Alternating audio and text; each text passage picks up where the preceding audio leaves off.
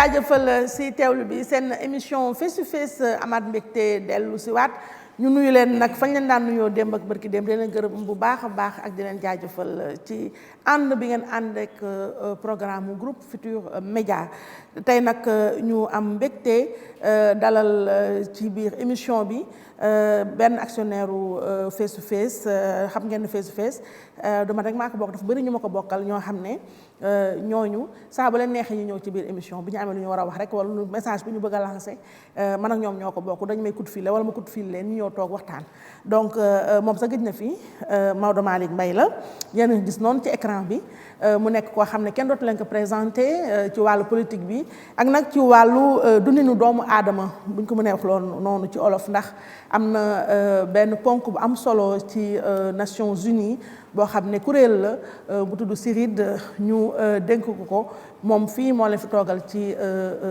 diwaanu Afrique waaye bu loolu weesoo ci wàllu politique moo jiitee mouvement politique bi di gëm sa bopp nekk kon ku ràññeeku ci wàllu politique nekk ku yàgg ànd ak président Macky Sall bokk si ñi créé coalition politique boobu di Macky 2012 ci beneen wàll nag mu nekk directeur général bu agence nationale de la maison de l'outil di ANAMO en acronyme mooy njiit la Thiès nag la bàyyeekoo foofu la base am nekk su ma juumulee kon Maodo Malick Mbaye la ñu am bànneexu dalalaat fii ci biir face to face mu nekk mu bokk nag ci directeurs généraux yi nga xam ne rapport Cour des comptes bii génn da leen xaw am daal nu mu leen kiiwee nu mu leen xawee tàncee noonu si benn wàll dafa am benn mot ba xam ne ma ko bañ a wax pour bañ caméra yi planté moo tax daal fi mu ne nii moo lëmbee rapport boobu lëmbee jamono moom am na benn parti buñ ko si jox léegi loolu nag lañu fas yéene ñun nag duñu tribunal duñu lenn waaye dafa am loo xam ne dana bëgg rek moom sax dafa bëgg waxtaan ak yéen ci loola cours boobu bind donc ñu am na si lire nañu cours yi lire nañu rapport bi li ko ci concerné dañuy ñëw rek laaj ko simplement sans jugement ndax ñun duñu ay juge laaj ko moom mu leeral yéen nag yéen ay consommé ni ma ko waxee baax na ni ma duggee baax na grand xam nga yow su may waxee damay def naa ngi ndaxte ba ngay communiquer boobu communiquer wu ma donc te sama mag nga sama xarit nga te tamit nag da nga xaw doy waar tuuti moo tax su may wax ak yow su may wax si damay def naa ngi ni ma duggee baax na no yow ndaanaan nga yow ni nga dugg noonu la gannaaw ma nuyu la jaajëfal la vraiment ci nag loolu moom il faut dama ne moom sama bàyyi émission bi jeex ma wax ko mais rof yàqul jën ndaxte li nga def nii moom c'est très important dafa naa tamit président Macky Sall li lay xaar ci képp koo xam da ngay ànd ak moom moo xam mu dénk la wala dénku la surtout yow mu dénk lu am solo di quand même kër goo xam ne dafay jàppale ndaw ñeek ñoom seen ci ñu yëngatu donc bu amee ay corps de contrôle ay rapports yoo xam dafa génn nu am nu ñu waxee loolu lu ñu jàngatee sa gestion defe naa ne ni nga def nii ñoom ñëpp noonu la ñu waroon def mooy ñëw expliquer ndax explication rek la wax seen ndax yéen ay homme public ngeen ñu dénk leen dara yéen si sunu kilifa yi ngeen bokk yéen ñuy dénk yëf yi ñu am lu ñu tuddee defe naa ni rafet na nga ñëw waxtaan ak Sénégalais yi daay ne nii la demee nii demeewul nii nangam loolu defe naa bu weesoo courage politique mooy li nga def ndax c'est très courage ñeneen ñëpp ñu ngi dëx ñu du noppi wala ñuy yónni ay xale ñu leen waxal du dëgg ak du nangam mais yow courage bi nga am ñoo toog c'est pas facile mais nga def ko ñoo toog waxtaan ak Sénégalais yi assumé loolu c'est très important et je t'en remercie bàyyi la na nga nuyoog Sénégalais yi lay déglu. merci Aïssatou ni nga introduire lépp rafet na ma lay nuyu bu baax di nuyu waa kër gi yëpp kër gi suma kër la waaw dëgg la yaa ko sanc ndax ki ko yàlla def moom ko mu Youssou Ndour guddi bi muy wax turu télé bi guddi boobu 31 décembre la woon ndeysaan te boobu bi mu koy annoncé ci rajo bi man ak moom ñoo coordonné parce que boobu maa ngi yore communication boobu ba léegi relation professionnelle bi dañ na mais su ma mag la ci lu may dugg dama ko koy laaj dëgg la xel dëgg la lu mu dégg ci man aussi daf may woo di ma nemmeeku donc bu ma ñëwee war naa ko delloo njukkal groupe Futurs Médias yëpp mais yow aussi wax la ni que ñun gis nañ la ngay ñëw donc ma mère daf doon wax naan fital bu ma fekkee soxla tuyoo du ma dàq. ndeysaan. c'est-à-dire quoi c'est-à-dire que nit boo gisee fi mu jaar. di nga xam pour lan mu yegg si fenn. waaw sa kanam nag laa màggee. donc vraiment nga koy def ak beaucoup de courage. ak taxawaay donc dañ lay encourager bu baax. li nga wax noonu aussi ci Cour des comptes. dañuy rafetlu d'abord seen liggéey. dama wax ni président Macky Sall. man bërki démb laa jógee Addis Abeba. xëy na dew ma woon ci délégation Sénégal. ndax dama demoon représenter CIRID bi nga wax noonu. mu une organisation. bu am un statut consultatif auprès des Nations Unies. di dox ci wàllu dialogue. mais mbaalu bonne gouvernance dama wax ni na Sénégalais yi xam ni que Afrique ñu bari ñu ngi ñuy bàyyi xel. dëgg la ci doxalin. dëgg la président bi mu ñëwee moo ni waat Cour des comptes jox leen doole. dindala leen jox leen mission. di leen taxawal benn siège. pour ñu mën a def seen liggéey bu baax. mu nekk ay magistrats yu xarañ. dëgg la man damay rafetlu te gis nañu aussi bu ñu ñëwee. ci seen enquête dañ lay jox cër laaj la nga tontu ñu bind. parce que ñoom loolu la. te ñun du mission boobu rek ANAMO dama wax ni 2012 31 mai 2012 lañ ma def directeur général président dénk ma ko. may wax ni ANAMO suma choix la. foofu dinaa am rek lu ma leeral. waaw parce que man bi ma ànd ak président Macky Sall ba mu fallu man dama xoon président man député laa bëgg a doon. vraiment parce que man sama ni ma activisme ak ni ma ko gisee. député moo ma arrange. li tax ma koy nettali nii lii du secret bu nga xamante ni da nga naan secret d'état la. mais di nga wax parce que maa ngi doog dégg nga wax ko nag. jamono buy dox. waaw Aïssatou tey dinañu bëri exclusivité yu ñu yónnee parce que xam nga jamono buy dox ci mbir. day baax. nit ñi wax ba ñu xam kan mooy kan. c'est important. loolu sant la. cant nag ak damu du benn. déedéet booy sant da ngay wax la yàlla defal. nga delloo ko yàlla. kii damu nag day fëgg dënnam. président dañu ànd 2012. Macky Sall man. je le fréquente de manière ininterrompue depuis 15 ans maintenant. yàlla def bi mu faloo ma ni ko man président député laa bëgg doon. ok député c'est bon. bi ñu toogee ma gis ni investiture yi mi ngi ñëw. ma gis pression bi am. ñu naan Tamba li ñu am doyul. ñu naan benn département baa ngi mer ma dégg ci partim wax jaa ngi bari. man maa ko woo téléphone. boobu chaque fois da nga koy mën a woo téléphone jot ko. mu ngi soog a falu. ma ni ko président daal man député laa la waxoon te gëm naa ni. li ñu waxoon yow di nga ko def. léegi dama la bëgg may leen nga may ma leen mooy poste député boobu delloowaat naa la ko pour nga faj ci problème ak meru benn département wala benn bi nga xamante ni mën nga ci am te ñooñu duñu comprendre. parce que man lii ma am président daf maa war a doy. ngay président de la République ma woo la jot la ma mère disait que ci àdduna lu xew. boo ci bëggee ëppale ñëpp loo ci am na la doy. waaw. ma ni ko te nit bu la cëralee benn cër doyul. ma mère disait koo cëral benn cër teraanga doyul. nangu ko. boo ko defoon fukki cër du ko doy. dëgg la. ma ni ko te cër bi cër la. donc man cadre laa jàng naa bàyyil après ma seet feneen. bi ñu paree. direction yu mag yi bari nañu. ma gis ANAMO ci xalaatu Abdoulaye Wade la ANAMO amee. moo ko créé woon ci xalaatam teg ko. mais jëmmal ANAMO nekkuk ANAMO ba ANAMO nekk li mu war a doon ci président Macky Sall la jógee donte Mor Seck mi ko jiite jotoon na ci def ay jéego. donc bi ñëw looloo indi le 31 mai président avant boobu ma ni ko man ANAMO laa bëgg nekk directeur général moom sax xamoo mu ne ma ANAMO ma waxoo ko. yàlla def mu dénk ma ko. bi ñu koy dénk boobu benn maison de l'outil amul woon Sénégal. ñaar rek a amoon te convention la woon. maanaam état Sénégal moo signé woon. ak mairie Touba. ak chambre de métier Dakar ñu am ñaari maison de l'outil. booboog léegi am nañu fukki maison de l'outil yi nga xamante ni yii ñi ngi dox. am na ci ñett ñi nga xamante ni ñi ngi leen di pare inauguré. budget bi 300 millions la woon léegi yóbbu nañ ko presque ci 1 milliard. wala lu topp. kon pour wax la fi ñu jógee. Cour des comptes pour ma dellu ci waat ci léegi. dafa nekk jumtukaay bu am solo. te ñun du moom rek lañ jot IG ñëw na saytuñu. ARMP ñëw na ñaari yoon. Cour des comptes ñëw na. mais rapport bi mu génnee dama lire dem communiqué de presse bu cadre Benno Bokk Yaakaar. ma xam ni ñoom comprendre nañu. dafa am ñi nga xamante ni ci problème yu ñu amoon ak nit. wala sañaxal bu ñu amoon. ci la ñu dëxëñu. utiliser presse bi. nga xamante ni fu ñu waxee ni par exemple ñi ngi lay wax ni la kat yow seetaatal lii ñu ne dañu condamné diw. lan la ñu wax dañu wax ni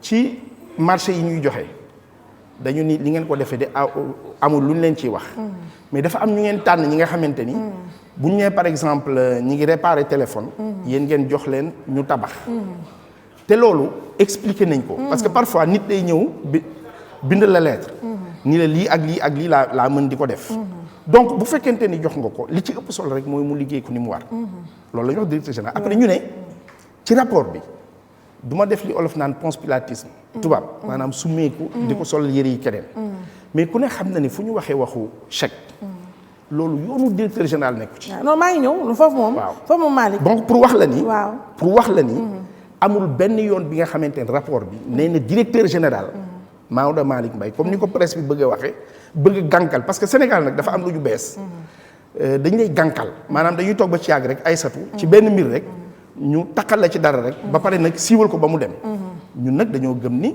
Lamine du mokk lekk moroomam ñoo fekk ñorul d'accord léegi ci rapport boobu ñun liiru nañ ko rapport bi bu 2016 la yow ñu ngi la commencé tudd ci page 85 jëm 92 cours bi bu ñu ñëwee ci page 86 80 ba 87 am na yu mu wax lu aju ci dépense d'investissement lañ ko tuddee ñoom loo xam ne maanaam dañ gis ne ANAMO xaalis bi nga xam ne moom la waroon dugal ci investir mooy yokk ay jumtukaayam yu mel noonu presque budget de fonctionnement dépense fonctionnement mooy salaire yeeg ñoom seen ay équipement yooyu carburant genre yooyu moo ko ëpp mu mel na kon ñoom ci seen jàngat mooy que ANAMO li muy consommer moo ëpp li muy investir loolu lu waral loolu am na budget nu muy ñëwee ci wàllu doxalin dépense yi nga jàpp ni que yow dépense la yoo war a def yu taxaw mooy carburant yi salaire yooyu waaw et puis ay nit ñi nga xamante ni sax du salaire bi kese ñun dañuy def ci wàllu formation ñun après lañ leen bind pour wax leen ni formation bu ñu koy def yéen da ngeen koy jël comme fonctionnement alors que formation investissement la d'accord donc yooyu moo nekk ay détails yi nga xamante ni yu ñu wax la te terewul après mujj nañ ci indi ay correctifs d'accord léegi gis nga yéen ak Malick dafa am yu ma jël nii rek su ma la waxee rek da ngay tut waaw wala déet rek ñu jàll déet waaw naa la ko fa Fall du mën a demee noonu rek waaw wala déet xamante nañu man ak yow léegi ba tey cours bi gis ne ci 36 maisons de l'outil daanaka juróom-ñaar dong ñooy fonctionner correctement lu waral loolu waaw parce que xam nga wax naa la sànq ni la ñun bi ñuy ñëw amuloon maison de l'outil amuloon maison de l'outil 36 yooyu nga dégg 36 yi la yi nga xamante ni ANAMO moo ko moom mu nekk ay structure ay patrimoine bi ñu ñëwee ñu jàpp ni war nañ ci taxaw te moyens yu doyul parce que maa ngi la wax ni la ñun suñu budget li ko dalee 2012 ba 2015 mi ngi nekk entre 300 millions ak 600 millions. dafa am ku ma wax ni. bu dul woon xëj na suñu pexe yi ñu def. du yegg foofu. donc problème mu moyen moom moo tax loolu amuloon mais am na leneen lu ñu def Aïssatou. am na ci maison de l'outil bi nga xamante ne mi ngi Diofior. boobu tabax ko nañ ko ba mu yegg dërëmu état du Sénégal demu ci. parce que ñun ñoo gis ni moyen amul. ñu wut ay partenaires. jàppalanteeg ñoom waa Limoges ñu ñëw defaluñu ko mais li ëpp solo te ñu war ko wax mooy tey li ñu xam te ñëpp nangu ko mooy dina ko tey Aïssatou agence nationale maison de l'outil mooy structure bi gën a wóor pour jox ndaw ñi liggéey. d'accord bu ñu demee ci page 88 kii waa cours bi ñoom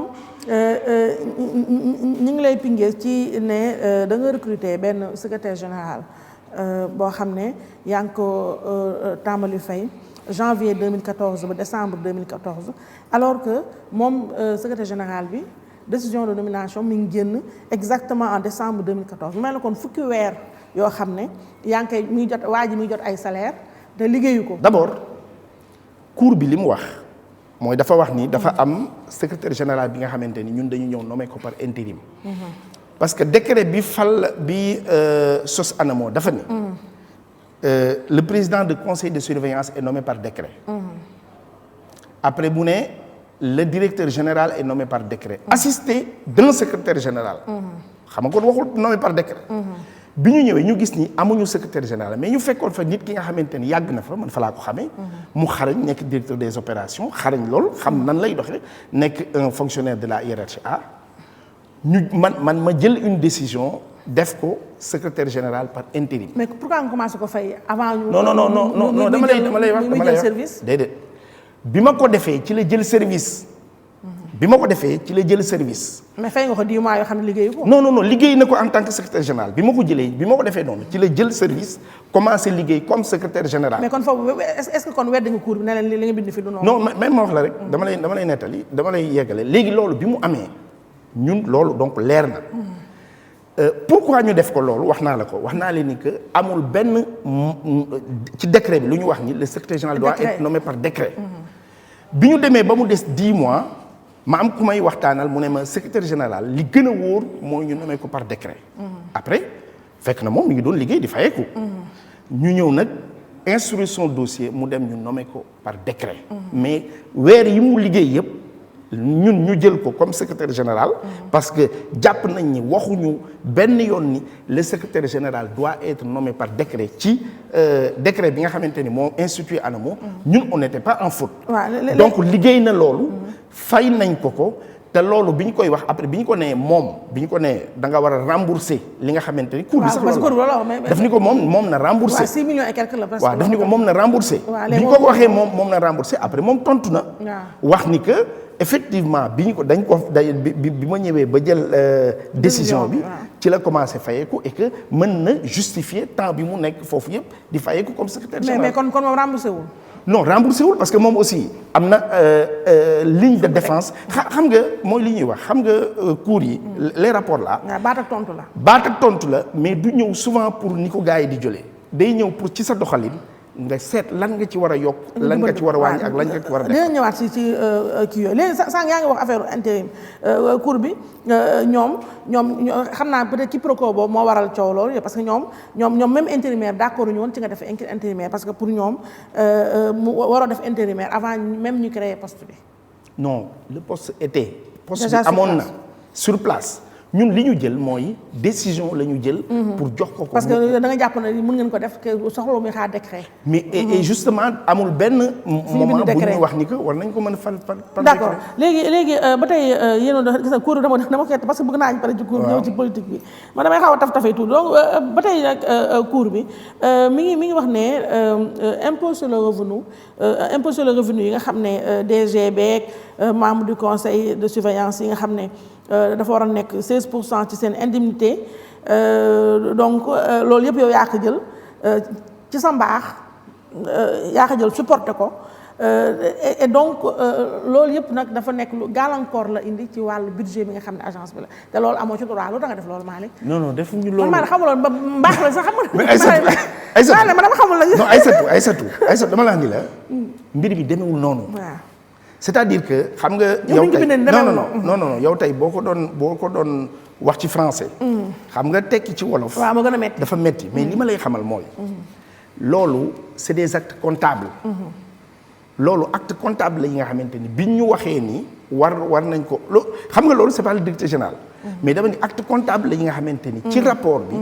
le ACP agent comptable bi fi nekk woon. tontu na et jàpp nañ ni tonton bi jël nañ ko. en compte. par rapport à la suite mais amul benn yoon bi nga xamante ni def nañ wala ñu wax wala ñu def leen li nga xamante ni. am na kii d'accord léegi ci passation de marché bi am na tamit benn irrégularité boobu nag defe naa bii la revue de presse bi nag jël ñëwtee ko mooy dañ jàpp ne dafa am ay fournisseurs yoo xam ne seen champ de compétence joxoo leen ko. ku mel ne kii traiteur bu mag boobu nga jël ko jox ko mu réparer la photocopieuse.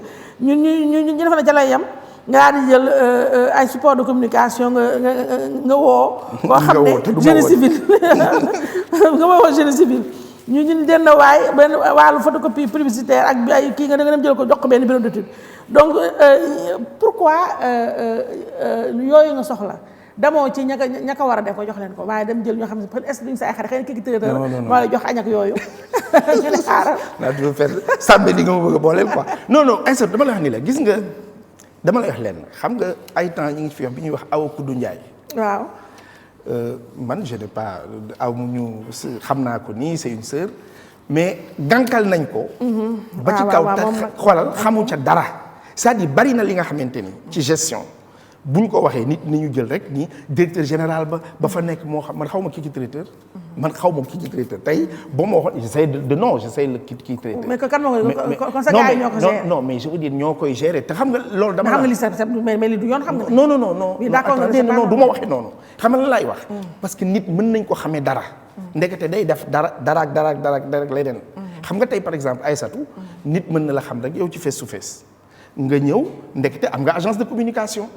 wala nga def wala tax tey mën nga monter parce que xam naa ni ku bëggi koppar nga waaye ku bëgg rayante di ko ñafee di ko gañe nga tey bu ñu la woon tey ñi ngi jaay mantelaton da nga ko dem jënd jaay ko man damay jaay paañ sa suuf damay jaay paañ ak yooyu yëpp ok tu as compris donc mën nga leen di dégg ci dara ndekete ci loolu ne ndekete ñi ngi ci leneen mais yow li justifié nga ko mais dama non après dañ leen tontu te dama la wax ni la que chaque fois que yii am xam nga dama ni baat ak tontu la ñun dañuy wax directeur bi dañ koy wone ko cour bi kat wax na lii ci yow nga tontu ñëw jox ñu joxe maintenant bu ñu demee nag ba nga xamante ni cour bi war na récriminer maanaam war na am une responsabilité personnelle bu taxaw loolu directeur général bi yoonam nekku ci dañuy woo nag ki nga xamante ni mooy responsable ni ko yow lijjantil lii d'accord mais am na benn avant ñu jeexal ci cour bi am na benn tam boo xamante ne grand boobu tam xaw na doy waar mooy ci dafa am lu noo conflit d'intérêt ndaxte am na benn entreprise boo xam ne xaw ma Allemagne bu gagné ay marché ANAMO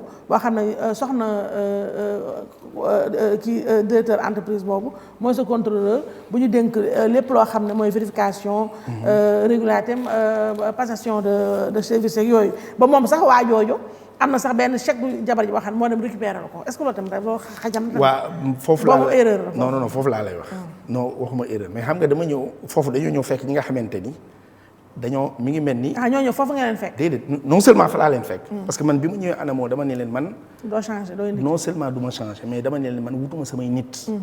ay citoyens ngeen yàlla moo ñu boole fii. nañu liggéey ku ci nekk ci sa résultat laa lay juger pour mën la garder. wala nga mën a quitter. mais dama la wax ñoom ñaar dañoo xamante woon avant. léegi nag ci biir bi ñu demee ba noonu nag ci la sëy bi soog a am fekk na yii am yëpp. am na mais tey na xel quand même. non mën na bañ a tey. Aïssatou tey mën nga nit jigéen mën na xamanteeg nit moom mu nekk ci benn mbir ñuy liggéey ba mujj gi sëy génn ci ñoom ñaar mais est-ce que moment boobu dafa fekk ni kooku dafa war a bàyyi carrément mais conflit d'intérêt lay am nag non mais non dama ni conflit d'intérêt buy am c'est-à-dire ci ban moment la mais beneen bi mooy ñoom dañ ne dañ recommander ministre de la justice ñu bi information judiciaire ci ay chèques yoo xam ne ANAMO moo ko émettre ci pour ay entreprises yu mel ne ay GDIPS général prestation de service ay médios et cetera yooyu sa xaaral la fii nag la ñuy jeexale ci cour bi. waaw non fii dañuy jeexal mooy li ma doon wax sànq xam nga rapport de la cour des comptes bu génnee day am ñaar. day alerter après ni la defal ndànk. ba ci àgg mu xool ni lii waruñu ko def. li dem ba yéem ko mu ne nañ ko jël càmbar ko. mais li tax coow li bari. mooy on a des amis on a des gens qui sont dans la mouvance présidentielle ñi nga xamante ni ci ñun lañ bokk. ñoo ko jël jaar ci presse bi. wax ni cour bi nee na nañu ubbi enquête judiciaire contre Maodo Malick Mbaye. non grand wax da nga ne ñu bokk ak yéen. waaw mais yow yaa ngi mel ni lii ma lay wax nii sax war na laa mën a bett. yow xam nga ni ñun suñu régime. waaw suñu régime bii. waaw les gens du PDS da nga doon wax non ils sont arrogants ils étaient très généreux. waaw. et puis ils étaient très solidaires. waaw loolu ñëpp xam nañ ko. ils étaient très solidaires là il faut le dire. waaw c'est vrai. mais ñun ku ñu xam ni fi ñu toll nii Aïssatou boo bokkoon ci régime bi. bu ñu la gisee benn yoon nga photo président am nga problème. mais loolu garaaw la de. mais non garaaw li ma lay wax nii sax lu ci ëpp yow. xam nga ko beneen élément bi ñu dal dans notre régime. mooy di ne que ñun pour lan muy metti parfois. ci ñenn ñi mooy di ne que tey Aïssatou. régime libéral da ngay gis kenn ku am fukki booyam. wallaay Aïssatou ça va na nga def. directeur ça va maa ngi lay yónnee sama booy nga jël leen. waaw fii même boo am nit day am poste war a recruter ay nit bu la leeree ni par exemple diw mii ci Malick Mbaye la àndal da nga ko naan pour nga mën la jël. il faut nga ñëw ci man ànd ak man. nga bàyyi kay mais c'est la réalité. c'est grave. ñun ñi ànd ak président Macky Sall bu ñu généreux woon yaatal. seet ci moom. rafetal mais heure bi kenn weesu ko li am nii mooy di ne ku ne xam ne ni quand on parle de chèque ñu wax ay chèque lu nit jàngadi xam ni dans une comptabilité bu ñu waxee chèque directeur général gisul chèque xamul nan la ñuy fayee chèque ku ne xam na ni loolu c'est pas notre responsabilité. te waxuñu ni moom mi ñu ko waxaloon mooy suñu AGP bi fi nekkoon moom tontu na. donc ñun je pense que loolu suñu responsabilité. mais da nga jàpp gars yi si jaar pour. non rapport bi dama lay expliquer sànq maa ngi la ko gis nga rapport Cour des comptes bi li mu mënoon a jëriñ. ak ni mu sérieux ak li ñu ci génne ci jàngat. bu doon te ni jëluñu ko rek dressé ko. waaw pour yàq ay nit dafay am kenn dama koy yërëm dama ko dégg muy wax. Cheikh Ndiaye bu CICES. waaw mais dama ko dégg muy dama ko yërëm. parce que ki nga xamante ni il t'a dit nee na la liñ koy waxal xoolal Malick Diop. bu ASEPEX 340 millions lañ ko wax ni moom la fayee ko frais de mission. ndekete loolu boo boolee woon frais de mission yi mu mus a fayee ko yi agence yi mus a fayee ko yëpp la ñu wax. mais li rapport bi wax ak li presse bi génne par rapport et c'est pas la presse. parce que ni ñu leen di présenter mbir mi la je pense que day baax parfois nit ñi indiwaat ko ci benn niveau bi ñu dal te ñu xam ni que ñun ñi ànd ak président dañu war a def leen.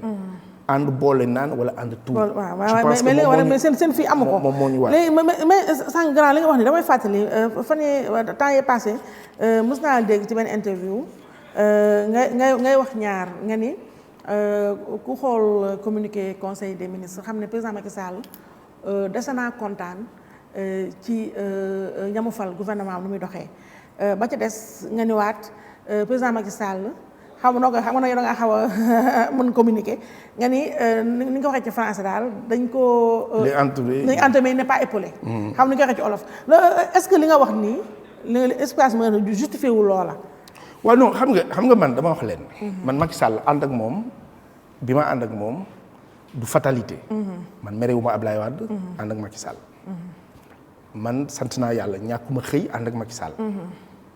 alhamdulilah rabbil alamin damuma damay sant xiifuma ànd ak Macky Sall. man Macky Sall dama ko président dama ko xool xamanteeg moom naw lépp ci moom. cet homme là quand il me restera un souffle de vie je lui serai totalement loyal. fidélité nag chien moo koy def. waaw mais man nit la loyauté. bu ñu àndee man ak moom. ak ñeneen ñu sant yàlla. may delloo bu baax suñu nos amis de Macky 2012. et de la coalition doomu réew mi. nga xamante ne ñoom ñëpp ñoo nekkoon ensemble. Aïssatou man dama jàpp ni ñun waruñu rek toog bu ñu ànd ak président sant yàlla. 2012 yàlla may ñu ndam. 2019 yàlla may ñu ndam. ñu waruñu toog rek bu opposition bi waxee lu tuuti sax. ñu def suñu làmmiñ ni bargalumaa ba. dugg leen ba mu jeex. alors que ñun bu ñu xool. li suma mag bi di wax Youssou Ndour naan bu ma demee bay mere sama bopp laay mere. autocritique bi dañ ko war a sot suñu biir. man cadre la man damay lire communiqué conseil des ministres. journaliste bi daf ma laaj ñi ma Macky Sall liggéeyul 2019 ba léegi li mu def commencé wax ma ni ko. ku lire communiqué conseil des ministres di nga gis ni président rythme bi. kontaanu ci. te loolu mais da ngay gis parce que bu ñu naan le président rappelle le président insiste. le président demande le président. mais nous nous sommes dit que ni ñun. waa ñi ci gouvernement bi suñu ay camarades la ñu fa nekk. à des positions institutionnelles. dañ leen a war a supporter jàppale leen. mais jàppale leen nag damay wax ni booy loyal. wala ngay engagé wu ci nit. il faut l'éviter de le faire dans la tortuosité. da ngay wax li nga war a wax am na ci waxin mi nga xamante ni xëy na bu ñu demoon ba jum ak ñoom. ba jàkkaarloo ministre yi ñu ko war a wax ak DG dinañ leen ko wax. te sortie boobu bi ñu ko defee Aïssatou. moi y a 1 ou 2 ministres qui m'ont appelé qui m'ont dit mais laaj ma mais lan la man leen lii ak lii ak lii. mais pourquoi nga ni Macky Sall ñi muy àndal genre dañuy ànd ak moom waaye en réalité jàppale wuñu ko soo mu mënee wax loolu ci français loo seetlu. non dama ni Macky Sall il est entouré il n'est pas épaulé. waaw maanaam li olof yi di wax. xam nga dañ ko wër. dañ ko dar waaye darle wuñ ko. waaw ok. xam nga nit boo ko daree. dar nga ko nii. waaw darle nag moo nga yaatalal. après ngay xool nag lan moo doxul. waaw c'est très fort li nga wax. dama lay wax ni la xam nga man lan la. man Aïssatou ci ànd bañu ma ku ma mere. bañu ko loo xarab. bañu ma ku ma xarab bañu ma ku ma yab. man ñaar rek laa bañ. ku ma jëppee ku ma xeeb. te xam nga li gën a garaaw mooy nga ànd ak kilifa. mu defal la lépp. xool la jëppi la. wala mu xool la xeeb la. wala ngay kilifa nit ànd ak yow xeeb la wala jëppi la. man Macky Sall dama ànd ak moom xam ko nag ci ay contexte. parce que man bi ma koy xam il était tout puissant premier ministre. ma jugé ko ci mu nekk premier ministre ñu bari dañuy wax naan ñun de ba muy metti ñi ngi ci Macky Sall APR. Bon, je respecte énormément nos amis de l'APR. Ce sont des gens extrêmement engagés ñu nga xamante ni gëm nañu ko waa ji ci benn moment. mais Macky Sall nii dañu xamoon li ko gën a metti li mu gën a dund ci politique li ci gën a metti xam nga mooy ban. mooy bi mu nekkee PDS te jógee gu fa. ñu koy muy daj lu mburu dajul ci taal. ñu koy di ko ketteeju. mu nekk premier ministre imaginez-vous lancement les travaux de AIBD. maa nga fa woon il était premier ministre de la République. bi mu ñëwee comme Karim Wade daf ko ñoom moo Karim Wade jubóowuñu woon. protocole bi am na ñi nga xamante ni dama yàlla baal jouer rôle naafeq la ñuy jouer rek. te sama yaay daf doon wax ni naafeq. moytu ko. parce que day fekk jëmale ci yow nga bëgg. ëllëg mu fekk jëmale keneen. voilà bi président yegsee assemblée nationale. gars yi di xool ñemewuñ ko jox fu mu toog. lu gën a metti loolu. je pense que il a bravé des choses yi nga xamante ni ñoom ñu bëri xamuñu Macky Sall premier jour bi ñu ko wàccee assemblée nationale nangu gardam yëpp. muy dem kii. muy voyager. àndul ak kenn la àndal. kan moo ko nan la demee woon donc ñun dañu vivre yi nga xamante ni. du xam nga man dama naan njaago laa. du tax ma ragal la Gomis laa sant du tax ma ragal la. boo dem njaago kay da ngay xeex lu ma mën te xeex ma ragal la. mais mënuñu taxaw rek chaque fois teg ko ci noonu ñu ngi woon ci président. ba mu metti ñoo fi nekkoon alors que le problème n'est pas à ce niveau. li tax ma ni jàppale wuñ ko mooy président de la République mënul lépp. mënul def lépp mënul nekk fépp.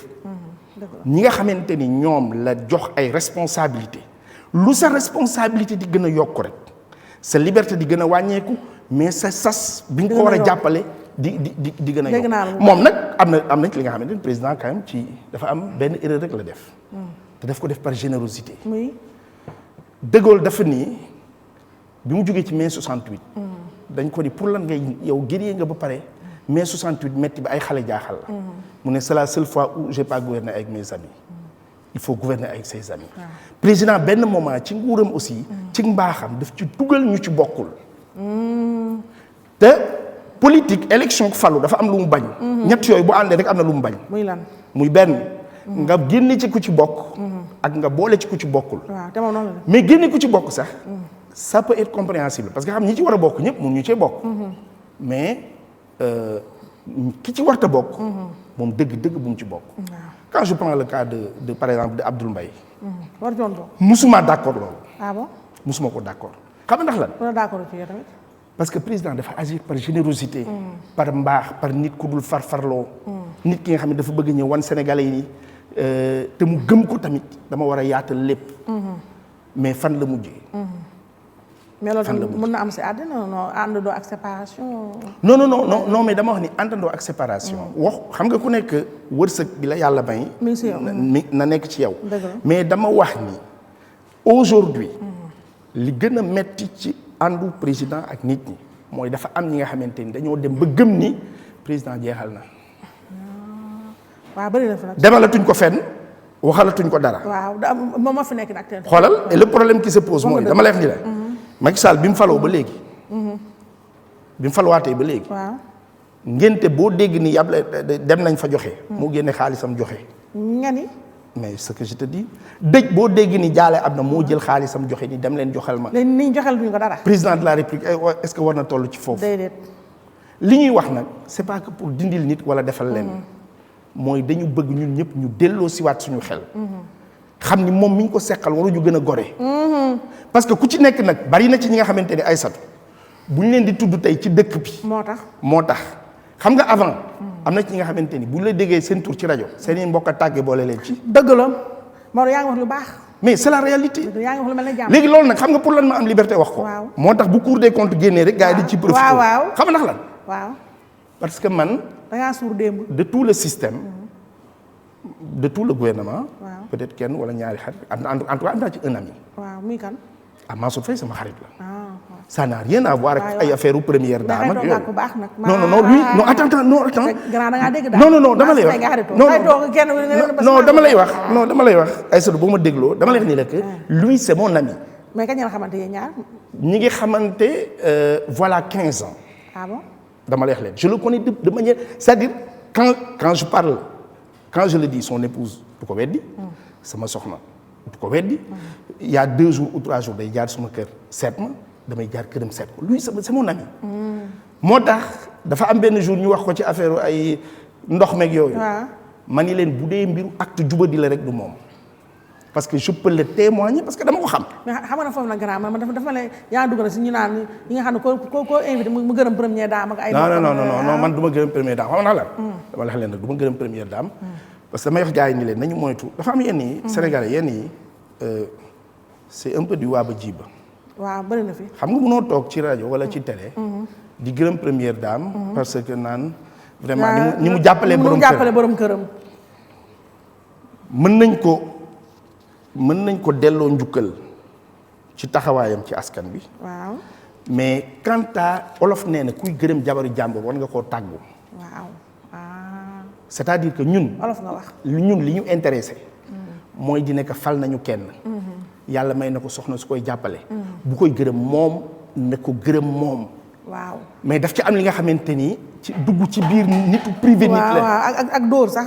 ak non et puis ay loolu du ay dóor ay xët la. ñun nag comme je dis on a des rapports de vérité. waaw moom suñu sœur la.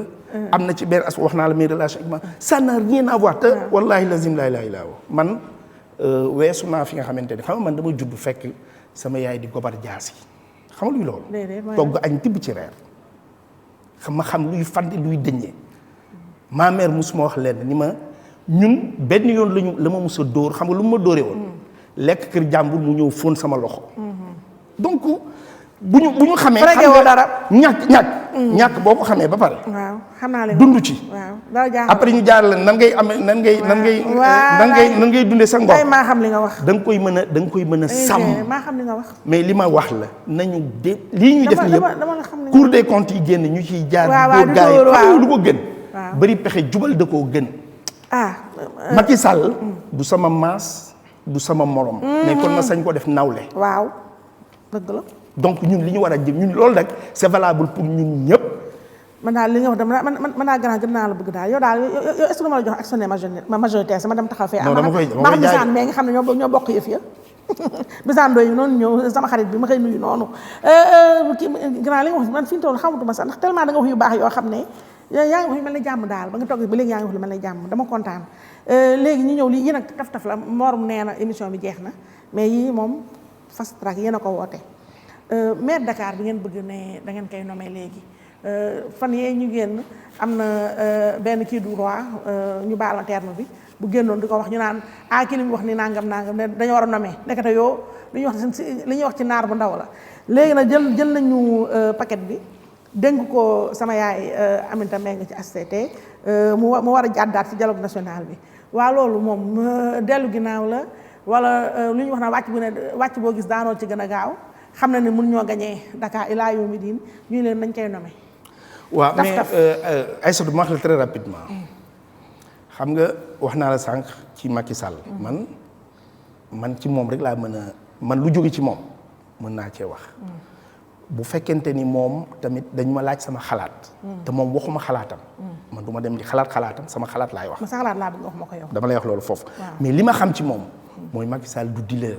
c'est pas quelqu'un qui envoie des balles de sonde wala non je le crois et je pense que il est plus honnête que ça. waaw mën na changer na si beneen élément bi. mooy. li ma d'accordul man li nga xamante ni man tey sama point de vue la.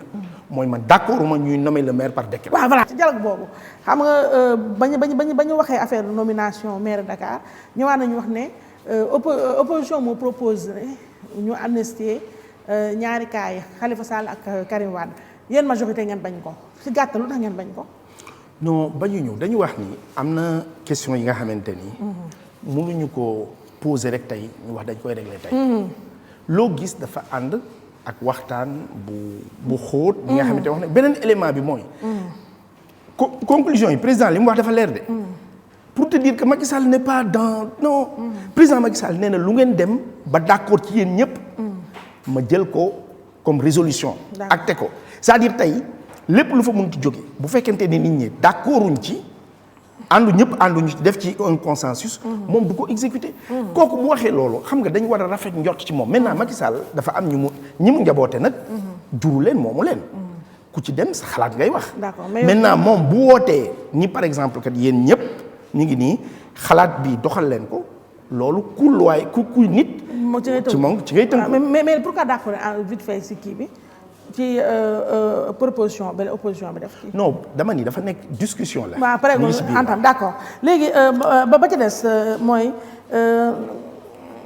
troisième mandat Macky Sall gars yi ñu ngi ci wax di kii bëgg déema di dégg naa sama ex xarit boobu Maître El Hadji Diouf mu naan Macky Sall moo gën a xam ne mënut a def troisième mandat kooku moom yow boobu leer na d'accord nga ci non dama wax leen très rapidement xam nga sur l'affaire du mandat président dafa xam gars yi li ñu yàkkamti gis nga Macky Sall li mu war a def kañ la koy def dina ko def te bis bu ko defee dinañ xam ni def na li mu war a def maintenant dafa am non attends il a raison ce débat là dafa am ñi nga xamante ni da leen a intéressé loolu rekk leen intéressé te ñu ngi ci suñu biir. mais yow la ma sa xalaat yow ñi ngi seen biir.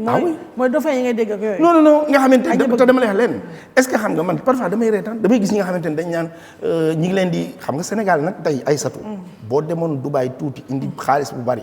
boo nee damaa bëgg nekk roi d'Afrique. ñu ne mën nga ko. da nga koy bëgg a nekk. waaw donc am na ci ñi nga xamante ni. ñu leen di te l'acte fondateur. de la légitimité d'un homme politique c'est l'élection. am na ñi nga xamante ne xam nga élection mooy li xale yoo foo toj. yow nit ki waroo mën a bëgg a jiiteem réew te amul fenn fu ñu la fal da ngay dem ci gox ñu fal la fa d'abord. man ba muy politique dama dem Thiès ñu naan doomi Oumy Diouf ji kan la kii fu mu jógee kenn xamu ko. kenn xamuma woon mais xamoon naa li ma bëgg. je voulais juste am rek un statut d'élu. 2009 ma am 1000 voix. nekk un élu. conseil municipal. 2014 ma am 3500 voix. ak ñi ma àndal nekk conseil départemental. dama wax ni nit.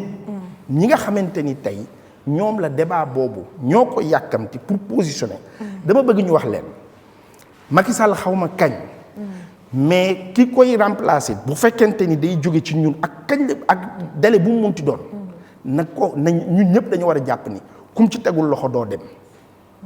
ndax lan xam ndax lan mais gars yi dama lay expliquer gars yi bu ñu defoon nii benn sondage ci nga xam ni moom soo coefficient personnel moo am doole. mu yóbbaale gars yi kon. non yow it wax naa la sànq. wax nga dëgg non dëgg la gannaaw man boo waxee dëgg damay nangu dëgg wax nga dëgg. seen Macky 2012 bi tamit nga xam ne dooru fayu ñu nekk fii kii nu mu tudd Maître Moussa Diop jubóo ñu sax waaye man dama ko bëgg communication bi laa fu ma dégg nii moom la ñu invité. non Moussa daanaan la. Moussa Diop ay daanaan Moussa Diop doo ko bëgg ndeysaan. DG dañu xuloo nag boobu. non naa leen jubale. waaw dañu xuloo man je l'aime bien parce que dafa ñeme dëgg daal. non naa leen jubale. waaw mais rus naa ko woo xam nga dama xaw a rëy mais gannaaw doxal lool waaye man Moussa Diop bëgg naa mu invité ko nag franchement ñu am benn quiproquo ci invitation yi mais dama ko bëgg man dama koy wër. te yombul quoi xam nga loolu yombul yow. loolu yombul si man mais dama ko bëgg Maître Moussa Diop xuloo bi jeex na nag léegi vraiment rus naa la woon ndax damaa xaw a rëy. mais boo ma woowee nag ma wuyu la nag nga ñëw di toog fii nag ndax yow mii kii ku ma bëgg la Maître Moussa Diop mii. donc gis naa ko muy gitaan naa sa femme bee. donc mais man li ma bëgg a wax mooy sincèrement Macky 2012 boo ko jëlee teg ko ak benn boo ko yaakaar yaa ko wax Macky 2012 fan la toj. toju leen fenn nag non Macky yow nag si ay individualité ñooy toj yow toj nga Moussa Diop toj nga. déet non attends dama lay wax leen de xam Macky 2012 kañ la toj. xam nga di nga toj benn toj bi nga xamante ni mooy sa toj général. xam nga kañ la ñu toj. xam nga kañ la ñu toj. alaaji moom sax sama big botti na waaw. xam nga kañ la ñu toj. waaw. mooy en 2011. 2000 congrès d'investiture. waaw 2011 Diamalaye. waaw. bi Macky Sall di wax ni am naa 30 partis politiques ak plus de 40 mouvements de soutien. yaa ngi dégg li ma la. waaw foofu légitimité historique fa lañ ko amee ba léegi. Macky 2012 a une légitimité historique. bu ko topp ba tey. grand Moussa Fall Thié day wax. waaw sama grand ma koy nuyu. nee na daf ni président Macky 2012 bul ko bàyyi mukk. te li tax président ba léegi tasu ko. te le président mooy le président d'honneur. en 2019 non dama le président mooy le président mooy président Macky 2012. le président le coordonnateur la ñuy wax. donc ñooñu dañ leen jox cër jox leen respect. te Aïssatou li ma doon wax sànq ni gars yi jàppale wuñu Macky Sall. mooy di nekk gis nga boo demee ci biir Macky 2012 da ngay gis des gens yu jàmbaare loolu. bañ ne waaw ba léegi neewuñu déet. parfois dañu am tous les problèmes du monde même pour fay seen njàngu doom. te loolu warut a am. te loolu président war ko régler. ñee ko war a régler maintenant li fi xew nii. ñu tuddee ko crise c'est normal. mais man jàpp naa ni muy Adji Mbergane Kanouté di Moustapha Diagne. di Moussa Diop. Moustapha Diagne xam naa ku baax la moom tamit. ñun mooy directeur de la formation. bon Thiessois. il est très gentil. ñoom ñëpp dinañu àndandoo dinañu juboo dinañu nekkaat benn parce que vraiment c'est une coalition ñi ngi xalaat sax la coalition doomu réew mi ñëw Alassane Cissé ak ñoom Danfa ak suma gars yooyu. waaw Danfa waaw ñoom ñëpp. waaw mais man daal ñu ñëw waaw mais man daal Moussa Diop lu ma ko bëgg daal man daal Moussa Diop daal lu ma ko bëgg Moussa Diop daal vraiment.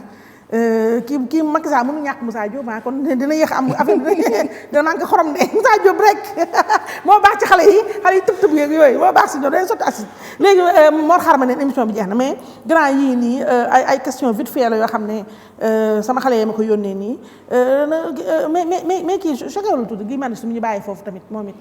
non man dama wax ne xam nga chaque fois bu ñu jàppee benn sénégalais nit dañuy ñaan yàlla mu jot liberté par principe mais dama wax ni aussi Guy Marius li mu def tuutiwul te buñ ko boolee xam nga Aïssatou tey yow sa mbokk bu ñëw sa kër di forcer pour gis la waaw bokkul ak ku ñu jàpp ni sa mbokk du sa mbokk mu ñëw di forcer pour gis la dafa am ñu naan non bi fa jeune APR yi demee te jeune APR bi ñu fa demee mais ils ont fait près de 15 jours de prison mais man Guy Marius ñaanal naa ko mu am liberté ñaan naa yàlla vraiment mu génn rapidement yàlla may ko liberté mu delluwaat ci ñooñam te ñu xoolaat seen forme de lutte. waaw mu gën ko. parce que man Guy Marius ñun ba bi ñuy jàng école. ba bërki Dembo Ndiaye. ñun dañu doon gëm ni garde rouge dañu doon wax ni garde rouge du nit. bu taxawee du noyyi. gis nga état. dafa am ay symbole. état dafa am yu ko ŋànk yi nga xamante ni kenn du ko simmi. donc ñëw. laa foog moom mu kii mbaxane ma daanu ça c'est des symboles de la République waxuma sax sur la question militaire nga xamante ni palais question militaire maintenant nag on va apprécier ce que ma jàpp ni ba mu koy def dafa nekkoon en liberté provisoire donc maintenant nag bu fekkente ni mën nañ ko baal mais bu kenn xeeb li mu def je pense que kenn xeebu ko mais nan ko baal et puis toog fi nag naan ay français ko téye loolu wax bu yàqu beneen élément bi mooy seen forme de xeex yi lañ war a xool lan mooy résultat ban la mën a indi. waaw daf ta téere bilan léegi kii bi tamit ba ca des mooy yokku metti bi tamit carburant ba ma gis nga man sax gaa am oto sax saret laa yor mais carburant bi ñu yokk ak meew mu ñu yokk ak diwluñ beeg ceeb meeg Macky Sall quand même neexu ba neexul waaye wax dëgg yàlla réew mi tam metti na. waaw BTP yaa ngay tëj entreprise yaa ngay tëj ku tëjul yaa ngi wàññi say kii ñu sax est ñun Youssou mi sax du wàññi waate yow ñaanal Youssou yàlla moo ci boole dëkk dafa metti di réew mi non dama lay wax xam nga day metti non attends c'est-à-dire xam nga tey mënoo di sénégalais di jot facture courant di fay ndox di fay ba pare taxaw naan mettiwul wala tarul wala metti na mais dama wax ni xam nga nit day toll fi nga xamante ni da nga koy dogal kame solo ngànt parce que Macky Sall 17 jours la def 17 jours. waaw la def wàññi denrée yëpp. waaw boobu daf ñu doon nax. may ma tuuti non oui ma nax nax du nekk may ma tuuti ma wax la. nax mënul nekk ci juróom-ñetti at. pendant juróom-ñetti at. dara yokku donc dama la wax ni la kooku lu yokku rek xamal ni moom bu dee yëg na ko te mënu ci dara rek xamal ni lu ko naqari la. donc man dama jàpp ni dafa am benn moment bi nga xamante ni comme niñ ko waxee woon ci électricité bi. malheureusement niñ ko doon communiquer xëy na moo tax ñu bari déglootuñ ñu woon mais yokkuñu électricité parce que dañ ko yokk dañu ni dañ ko yokk parce que am na ñi nga xamante ni dañ leen war a subventionner ñooñu jot seen wàllu ci courant. d'accord léegi avant dernière question gëm sa bopp moom kañ la nekk parti carrément nga màgg gëm sa bopp du nekk parti. ah bon gëm sa bopp esprit la d'abord. yow yaa ngi ko xëccoog Bougane sa naissance léegi. waaw anamu. waa looy ree yow léegi looy ree. da ngaa garaaw. non attends yow yaa ñëw fii la ñu daje fii nga ñëw indi ko dama ne Bougane suma c'est un frère. wax naa ko mais dafa commencé woon mbir mi doole. te gis nga Sénégal song yëf yi. non Sénégal. donc li benn dañu am benn benn maire law bi dafa neex quoi. boo koy may tuuti boo ko may ni ko mais maire lii bariwul de mu ne waa mais ndànk méttiwul. dëgg la affaire da ngay def ndànk. waaw ñun en 2011. le mouvement gëm sa bopp 2008 lañ ko créé. 2011 ñu wutal ko kayit di dox ndànk. waxuñu naw sa bopp de. parce que du ñu tëgg suñu dënn mukk ni ñun la mais li ñu wax mooy. gëm sa bopp mais Bougane gars yi dañ ko xeex nag régime lañ ko régime nag. dañ ko fokkatal yow régime bi bon do régime bi lu mu def régime bi deful dara kat lu ko régime bi def. régime bi yow la nu ngemb. mun la ngemb ci lan. yow rek. nga song sama mag. non mais est-ce que xam nga nag Aïssatou man durant tout le temps. où on parlait de gëm sa bopp. xam nga Sénégalais yi aussi dafa am ñi nga xamante ne dañoo baax non dafa am ñu mën a xam xam nga dafa am ñu mën a xam yow mii sax ñëw naa fi nga ni ma porté ko plainte yow looy xaar baax nga ko fii sàcc nga ko fii yow. après nu mujjee donc moi je pense que gëm sa bopp c'est une philosophie. d'accord kon doo nekk parti. non du soxlawuñu nekk parti. ñun philosophie la dama xamal la leen. le nom de gëm sa bopp xam nga ku ma ko jox. Macky Sall. déedéet.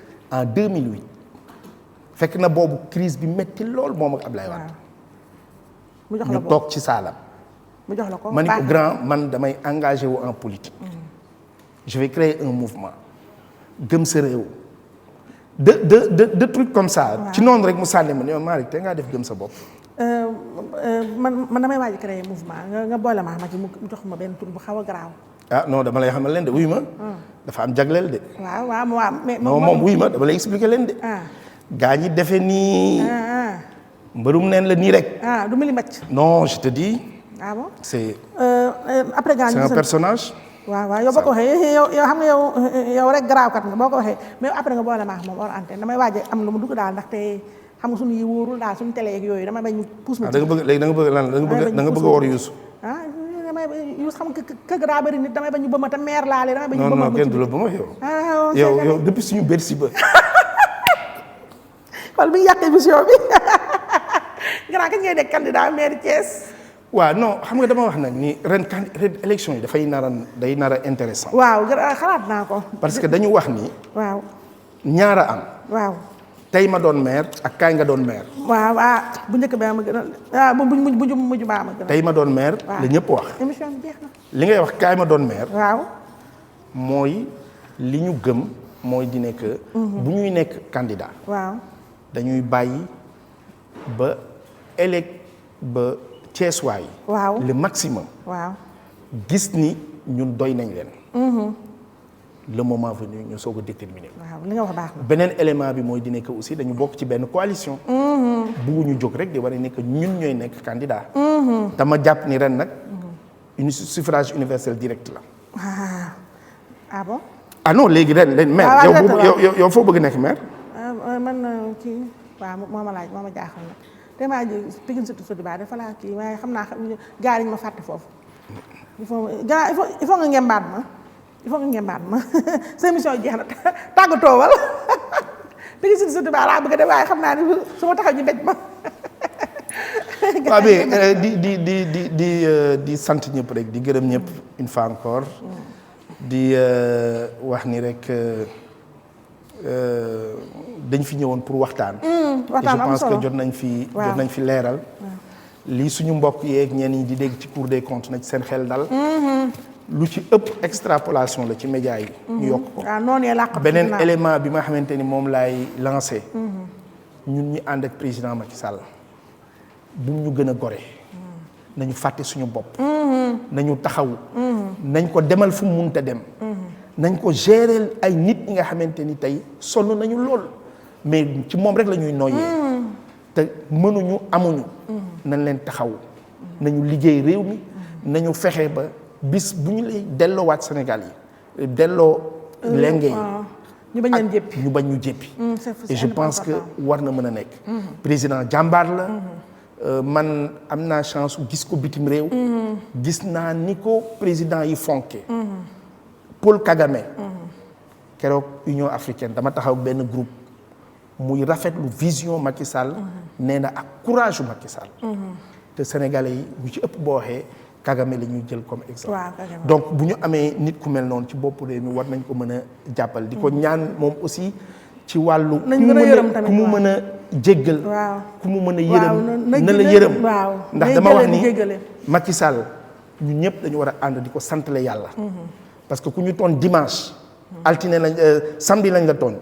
dimanche yàlla nangu yar bi. altine mu jox la ko. wan ne la ni sàmmal mais bur dóore. waaw donc ñu ngi sant ñëpp. lu foor nga wax di gërëm ñëpp wasalaam. Maodo Malick Mbaye sama mag ji ma bëgg ko lool dëgg-dëgg yow daal damay jël rek kii bi actionnaire yi rek action yu mag yi daal laa lay jox man daal na bàyyi ma jox la 80% léegi man ak ñi ca des ñu séddoo 20% yi si des ndax daal yow daal macha allah di ko gërëm bu baax nag moom sama mag ji ndax wax encore une fois rek li nga def nii defe naa moo tax président teg la fi mu la teg ndaxte bu ñu la amee lu ñu la lu noo koy waxee dindi tuuma du ragal. du ragal. waaw donc loolu nga def te loolu lu am solo la te encore une fois di la gërëm tamit ci kóolute bi ndax journaliste ñu ngi lay wër ñu bëggoon nga wax ak ñoom bari nañu waaye ba nga toll ci réew mu baax bee nga toll. nga képp mooy. xanaa képp dala nga nangul wax dafa rajo danoo yàgg samay temps ba may garaaw jamono ba may garaaw loolu xamante ba léegi. ca Bercy Bercy bu mag ba donc man ak yow daal lu yàgg. dëgg la waaw Binta Diallo sama patron boobu Binta Diallo bu RFM nag naka réew mi yëpp xam koo koy sama patron ndax maa doon stagiaire am Binta Diallo borom RFM borom kiiwu lasu bu nu mu tudd bi muy def dimanche 11h. kii tur ba laa fàtte.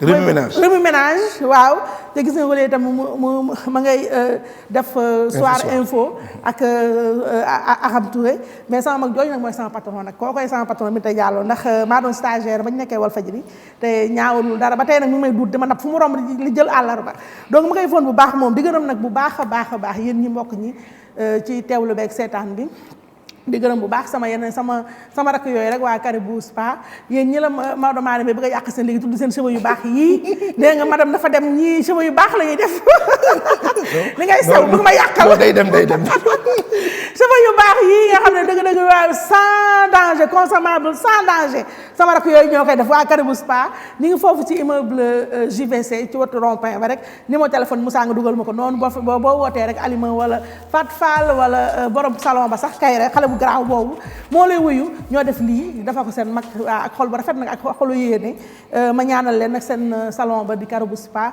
yàlla na weesu seen njot yàlla na ko yàlla gën a ñoŋal ndax xale yu am jom lañu liggéey rek la ñuy def ñooñu naka noonu Glam Style bàyyi ma du sama benn rakk gis nga ko mi ngi cukki sama rakk joo nga xam Sénégal moom daj tàppet bu mag la man rek la ñemee ci àddina moom rek laa ragal ci àddina mat leen mi ngi noonu moo def make-up bi defaraat bagage yeeg yooyu dar ma rek ne dar maan ko te maa bàyyi na di jàpp di poussi kanam moom itamit li ma koy ñaanal xam na ko jarul ma koy wax fii ñi ngi nag si jamono Saint-Valentin ngeen jàpp si mbokk ma mat leen yow Maodo Malick xam nga yow da ngaa garaaw sama rakk ji damaa bëgg balaa Saint-Valentin 2021 am fekk këram nag ma fekk këram mu nekk madame bu baax te nag am nañ suñu benn nijaay de mais moom kii yéen ma ko nag kii ñooñu la nañuy def casting bu baax de ñu noonu bëgg ku nu àttan lañu bëgg de bëgg na ku ñëw di promotion ak buzz su ñun dafa garaaw bëgguñu ku bëgg buzz wala promotion romb ñun duñu may waate buzz man leen daal ku baax laa ko bëggal waaw balaa 2021 dama si ñëpp jàppal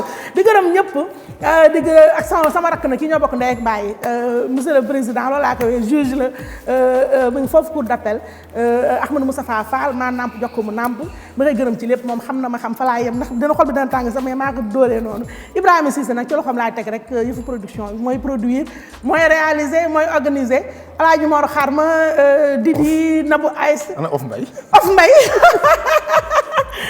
ma dañoo xuloo temps yi ma dàq ko donc ma nga def naa sa njaga def na ko mise à pied waaw ma ngay ménage def naa léegi njaga def ko rétrogradé ma ngay fomp oto njaga nduur yi fomp kat la mais man il faut mu nuyu mention spéciale Mor Xarma waaw Mor xam Alaaji Mor Mor koñ ba la dëkk waaw moo tax mu ne di gérer man moom mosuma gis mayee ndox mi ngi mayee ndox di la gérer Mor koñ ba la dëkk moom cité Lamy gis naa ni mu la taxawoo lépp laa gis yàlla baax na Alaaji Mor Xarama ma nga woo yaa tax mu ñëw bàyyi woon na émission bu yàgg Moussa Sène daal mooy sama rakk bopp nga xam ne moom jàppee ba léegi bàyyiwul kon mbokk yi face to face de xale yi nee nañ damay communiquer na naa jaar si bu ñëwee donc face to face incha allah beneen dimanche ak beneen ndaanaan jërëjëf